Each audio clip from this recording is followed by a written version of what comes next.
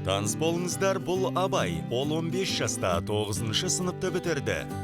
Ол 11-ші сыныпқа дейін оқығысы келмейді, бірақ қандай мамандықты таңдайтынын да шешкен жоқ. Жас кезінде колледжге оқуға түсіп, мамандықты игергені дұрыс емес пе? Каспий өңірі болашақ колледжіне оқуға түс.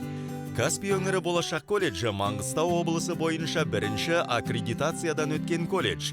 17 мамандық бойынша орта кәсіптік білім оқытуды жүргізеді. Сіз сондай-ақ бізден мемлекеттік тапсырыс бойынша тегін оқи аласыз.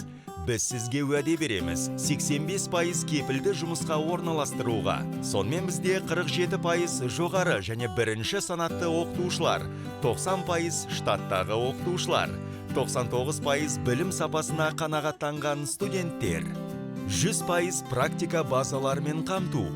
Каспий өңіріндегі болашақ колледжі сізге өз ісінің маманы болуға көмектеседі. Колледж білім беру қызметтері нарығында 1997 жылдан бастап жұмыс істейді. 8000-нан астам орта кәсіп мамандарын шығарды. Қосымша ақпаратты сіз колледж сайтынан таба аласыз. болашақ.edu.kz